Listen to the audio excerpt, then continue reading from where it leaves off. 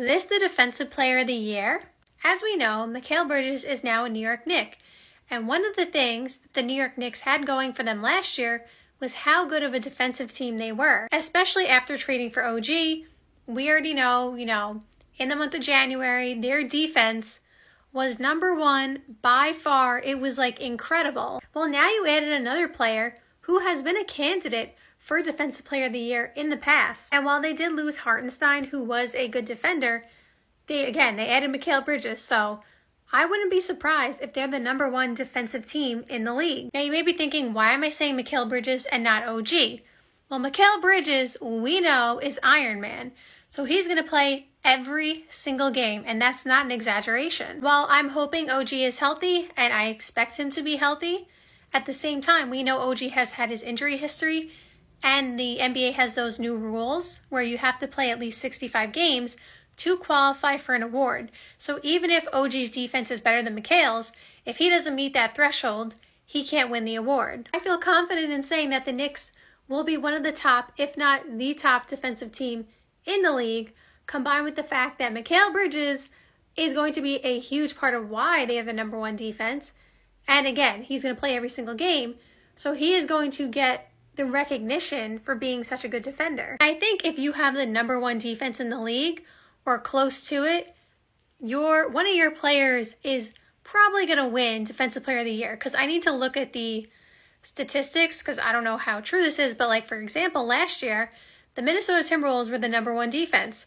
And who won Defensive Player of the Year? That was Rudy Gobert. And then the year that Marcus Smart won, in 2022, I believe, the Celtics had the best defense in the league that year. Now, I do believe the Warriors had the best defense for the first half, and they ended up finishing second, because I remember Draymond got hurt for a little bit, so that hurt their defense. But regardless, the Celtics had the #1 defense. And who won? Marcus Smart. For some reason, I can't remember who won in 2023. I have no idea why. But I already named you 2 examples.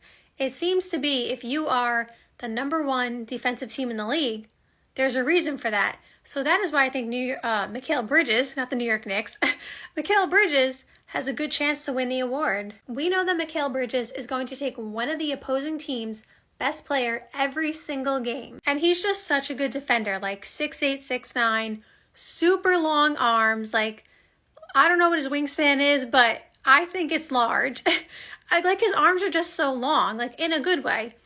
And so he has that. He's obviously quick. He has lateral quickness. He can move with some of the best players. Even though he's 6'8", 6'9", he can move like a guard, which I know is more common nowadays in the NBA. The taller players move like guards now. But still, so he can guard multiple positions. He can do multiple things, steals, blocks, everything you want a defender to do, he does. He doesn't complain, at least from what I've seen. He's gonna just do his job and give maximum effort on the defensive end. And we have to think about also who the other potential candidates would be for Defensive Player of the Year next year. Now, obviously that is so hard to predict because sometimes, I don't think anybody expected the Timberwolves, for example, to have the #1 defense this past season. But I highly doubt Rudy Gobert is going to win again. So we'll take him out of the picture, right? And then you just have to think about other teams who have good defense. The Celtics have a good defense. Do we think Jrue Holiday is going to win Defensive Player of the Year? Personally, I don't think so. So we'll take him out of the picture. While the Bucks were known for having a really good defense for a few years, they seem to have fallen off. I don't know if anybody on that team is going to win Defensive Player of the Year. We go out west. Of course, Wemby is a candidate, as we know he was this year.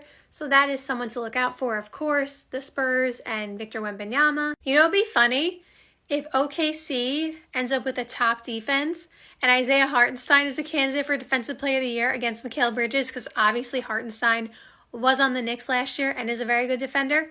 I'm not saying he's going to be a candidate for Defensive Player of the Year, but it would just be a funny moment. So I'm just saying, I don't know exactly which teams, I haven't given this much thought, which teams are going to be the best defense.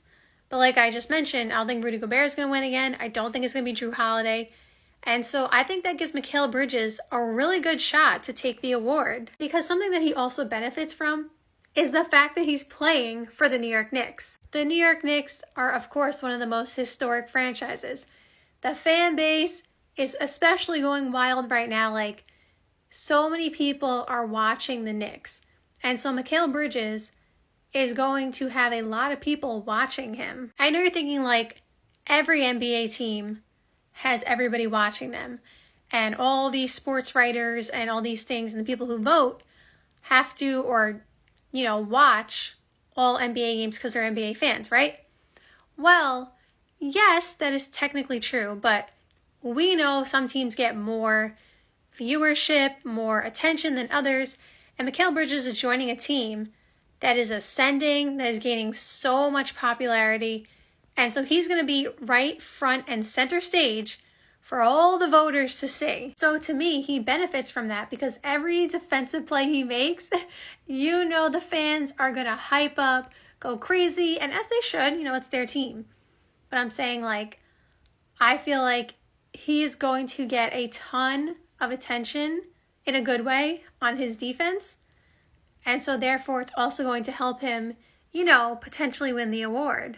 And honestly, I would like to see Mikal Bridges win Defensive Player of the Year. I just feel like he deserves it. Now, of course, he has to earn it with his play, but I feel like he's going to show why he is one of the best defenders in the league this season and get that award for himself and the New York Knicks. So let me know in the comments down below who you think should win Defensive Player of the Year.